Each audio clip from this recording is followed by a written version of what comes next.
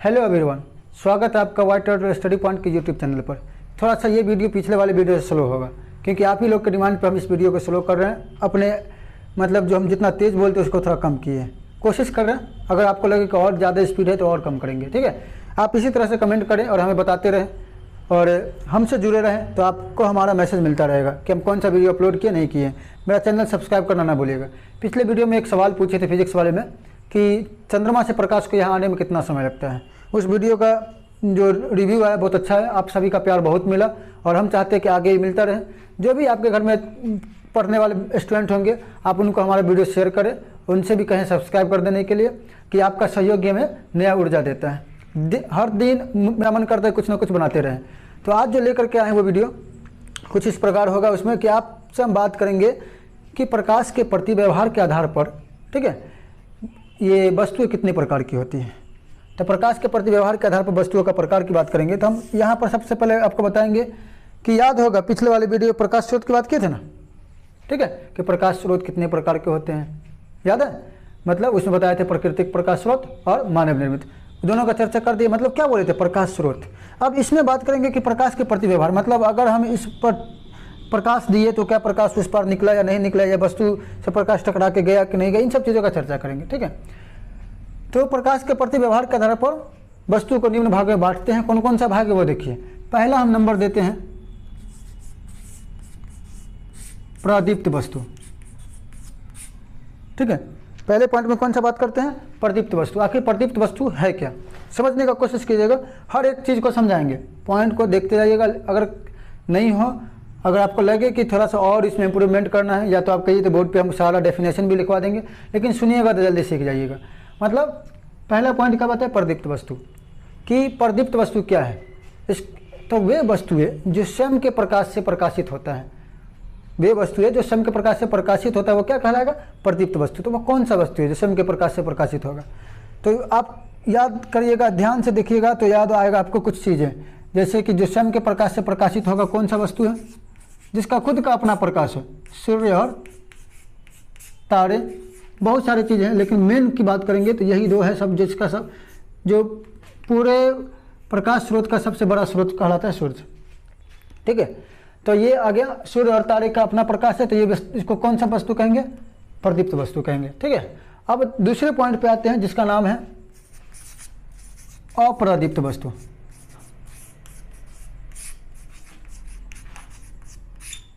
ठीक है। अप्रदीप्त वस्तु क्या है, तो प्रदीप्त वाले का क्या बताएं कि इसका अपना प्रकाश होता है, और इसकी बात करेंगे तो इसका अपना प्रकाश नहीं होता है, लेकिन यह प्रकाश पड़ने से दिखाई देगा, समझे। अपना प्रकाश नहीं होता है, इसका अपना प्रकाश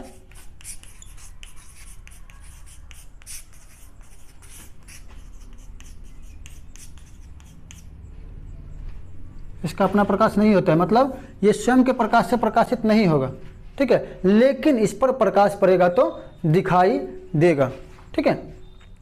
अब कौन कौन से वस्तु आ जाएंगे तो इसका चर्चा कर लेंगे। कौन सा वस्तु, तो आपके आसपास में, जैसे कि मेरे सामने अभी रखा हुआ है मोबाइल है, ठीक है, बगल में टेबल कुर्सी कैमरा ये सारे चीज़ है, कि ये सब चीज़ हम देख रहे हैं, तो ये वस्तु कौन सा कहलाएगा, अप्रदीप्त है। क्या हमारे टेबल कुर्सी से लाइट निकल रहा है, नहीं, लेकिन टेबल कुर्सी तो दिख रहा है ना। याद है पिछले वीडियो में एक चीज़ और बताया था ना कि हम किसी वस्तु को कैसे देखते हैं, नहीं याद होगा तो आप पीछे वाला वीडियो देख लीजिएगा, डिस्क्रिप्शन में उसका लिंक दे दिए कि प्रकाश क्या है, हम किसी वस्तु को कैसे देखते हैं उसका चर्चा किए। जाइए लिंक ओपन कीजिए और देखिए, ठीक है। अब जो वस्तु हम देख रहे हैं क्या उसका अपना प्रकाश है, ये बोर्ड आपको दिख रहा होगा, क्या इससे प्रकाश उत्सर्जित हो रहा है, नहीं, इस पर प्रकाश पड़ के हमारे आंखों तक पहुंचता है और तब हमें दिखाई देता है। तो कौन कौन सा चीज़, तो हम चर्चा कर दें। चलिए सबसे पहले तो हम लिख देते हैं, मेरे बगल में रखा हुआ है इसलिए हम लिख दिए हैं, कुर्सी है, टेबल है, ठीक है, किताब भी है। मतलब जितना लिखने का कोशिश करेंगे बहुत सारा हो जाएगा, इसलिए ज़्यादा का चर्चा नहीं कर रहे हैं। ये सब चीज़ क्या है, अप्रदीप्त वस्तु है, लेकिन इस पर प्रकाश पड़ने से ये दिखाई दिया। अब तीसरे पॉइंट पर आते हैं कि मतलब प्रकाश के प्रति जो व्यवहार करेगा, तीसरा पॉइंट क्या करेगा, क्या इस पर प्रभाव पड़ेगा प्रकाश का। तो तीसरा पॉइंट है पारदर्शक वस्तु। पारदर्शक वस्तु है क्या, ठीक है, पहले लिख देते हैं आपको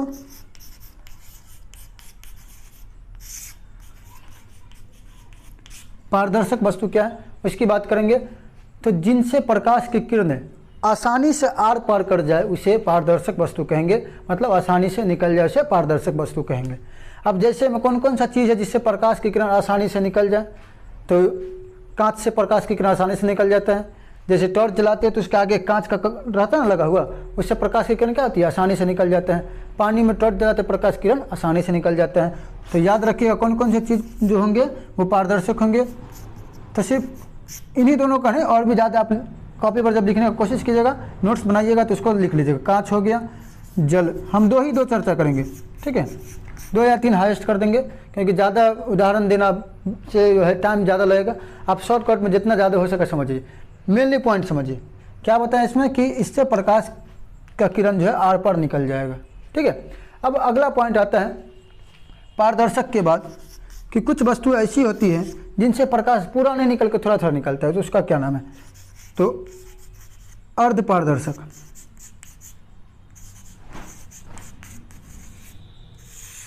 किसकी बात कर रहे हैं कि अर्ध पारदर्शक वस्तु क्या है, ठीक है। मतलब ये भी जो है प्रकाश के प्रति कुछ अलग ही व्यवहार करेगा। अर्ध मतलब आधा वाली बात करेंगे कि इससे प्रकाश का नाम ही से लग रहा है कि अर्ध पारदर्शक, मतलब आधा पारदर्शक होगा आधा नहीं होगा, मतलब इनसे होकर के प्रकाश का अंशतः भाग ही बाहर निकल पाता है या कुछ भाग ही इससे आर पार हो पाता है। तो वैसा पदार्थ जिससे प्रकाश की किरणों का अंशतः या कुछ भाग ही बाहर निकल पाए उसे क्या कहेंगे, अर्ध पारदर्शक वस्तु कहेंगे। तो कौन कौन सा चीज़, तो एक चीज़ बताते हैं, हमें कुछ ध्यान आ गया, बचपन का कुछ कहानी याद आकर बता देते हैं कि मुझे जब ड्राइंग मिलता था ना तो हम क्या करते थे, उसे तेल लगा देते थे पेपर पे, व्हाइट वाले पेज पे, और फिर उस पर ड्राइंग खींच देते थे, फिर उसका कॉपी कर लेते थे, क्योंकि वो आसानी बनता था हाथ चलाने में, क्योंकि एक बार प्रैक्टिस कर ली तो अच्छा होता। तो वहाँ तो वो सही तरीका नहीं था, लेकिन एक चीज़ तो वहाँ से सीख ली ना, बाद में जब पढ़ाई की तो पता चला कि हाँ वो जो हम किए तो वो इस पर अगर रख दिए तो आर पार दिखने लगा। लेकिन किस तरह से, क्या पूरा दिखता था, नहीं, हल्का फुल्का दिखता था, ठीक है, मतलब हल्की मात्रा में दिखता था। तो अर्ध पारदर्शक मतलब का उदाहरण क्या कर दीजिएगा, तो तेल लगा हुआ कागज, ठीक है। उसके अलावा जो उदाहरण दीजिएगा गुब्बारे का रबर, उसको खूब फैलाइए, खींचिए तो आर पर हल्का फुल्का लाइट उससे होगा। उसके अलावा जो आप चर्चा कीजिएगा अर्ध पारदर्शक में, तो घिसा हुआ कांच भी आ जाता है। कांच को घिस दीजिए तो पूरा पूरा नहीं दिखाई देगा। जैसे अगर बहुत दिनों से आप अपना चश्मा यूज करते हैं तो उसमें देखिएगा कि ज़्यादा दिनों तक रखिएगा ना तो स्क्रैच आता है, तो आर पार जो है ना साफ साफ नहीं दिखता है। क्यों, क्योंकि वो किसकी तरह व्यवहार करने लगा, अर्ध पारदर्शक की तरह। अब 5वां पॉइंट जो आता है, जो हो इस पॉइंट का नाम है अपारदर्शक। अपारदर्शक वस्तु क्या है उसकी बात करेंगे। अपारदर्शक का मतलब हो गया कि जिससे प्रकाश की किरणें बाहर निकलती ही नहीं है। जैसे कि टॉर्च जलाएंगे तो इसके उस पर लाइट गया नहीं जाएगा। अभी जो कुछ लकड़ी का आपके पास कुर्सी होगा उस पर टॉर्च जलाइए, लाइट इस पर नहीं निकलेगा। तो कौन कौन सा चीज़ है कि अपारदर्शक है, मतलब डेफिनेशन को ध्यान में रखिएगा कि वैसे वस्तुएं जिनसे प्रकाश की किरणें आर पार नहीं हो पाती है उसे क्या कहते हैं, अपारदर्शक वस्तु कहते हैं, ठीक है। जैसे में आप उदाहरण दे दीजिए, लकड़ी, लोहा, पत्थर, तांबा इत्यादि, बहुत सारा हो जाएगा। तो 3 का नाम भी लिख लीजिए। इसका अभी नहीं नाम दिए थे, देखिए इसका 2 लिख लीजिए, तेल लगा कागज, घिसा हुआ कांच, यहाँ नहीं आएगा, घिसा कांच, ठीक है। अब अपारदर्शक में क्या लिखिए, तो लिख दीजिए इसमें लकड़ी, इससे प्रकाश नहीं निकलेगा आर पर,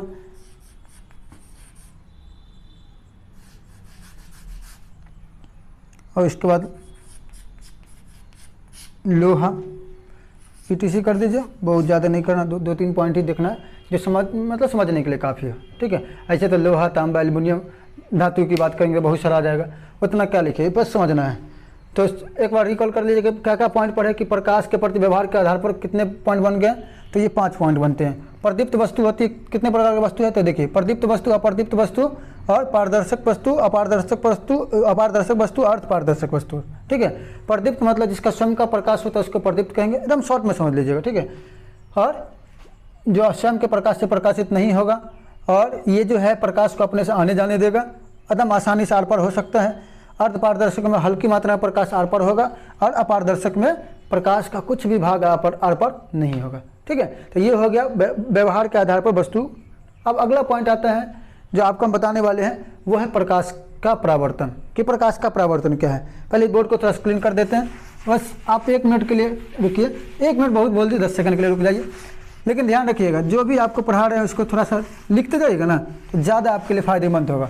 वीडियो पॉज करके फिर लिख लीजिए, जो भी चीज़ आपको समझ में आए, जो भी सुन रहे हैं आप उसको लिखते जाइए। अब जो पॉइंट है वो प्रकाश के परावर्तन से रिलेटेड है कि प्रकाश इस पर ये दिखाई दिया। ठीक है, तो कैसे दिखाई दिया, तो प्रकाश वस्तु पर के परावर्तित होगा, परावर्तित होकर हमारे आंखों तक आया।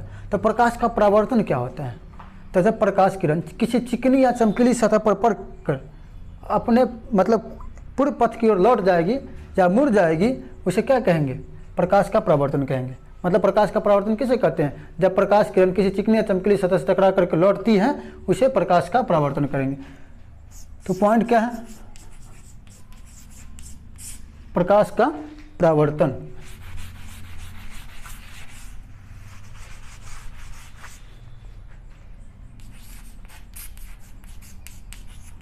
प्रकाश का परावर्तन मतलब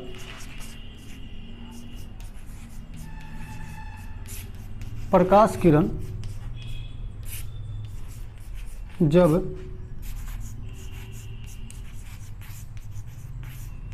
चमकीली सतह से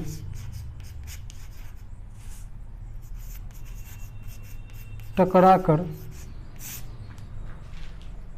चमकीली सतह से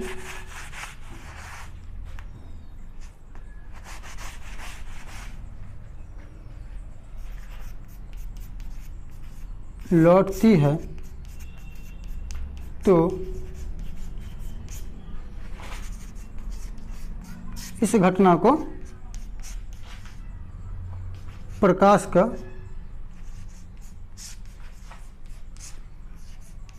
परावर्तन कहते हैं। क्या कहते हैं, इस घटना को प्रकाश का परावर्तन कहते हैं। ठीक है, मतलब कोई चमकीली सतह टकराया प्रकाश और टकरा करके लौटेगा, वो घटना क्या कहलाएगा, प्रकाश का परावर्तन कहलाएगा। प्रकाश के परावर्तन का प्रकाश के परावर्तन के 2 नियम को बनाया गया। ठीक है, प्रकाश के परावर्तन कितने नियम है, 2 नियम है। याद रखिएगा, प्रकाश का परावर्तन कितने नियम है, 2 नियम है। कौन कौन सा नियम है, तो वो देखिए कि पहला नियम कि इसमें होता है कि आपतित किरण, परावर्तित किरण और आपतन बिंदु पर खींचा गया विलंब तीनों एक ही समतल में होते हैं। आपतन कोण परावर्तन कोण के बराबर होता है। अब इसको एक डायग्राम से समझिएगा कि किस तरह से इसको समझना है। किरण आरेख की सहायता से इसको समझेंगे कि क्या क्या होता है, आपतित किरण क्या है, परावर्तित किरण, सब काम आपको बताते जाएंगे। लेकिन पहले इस प्रकाश के परावर्तन के नियम को समझिए।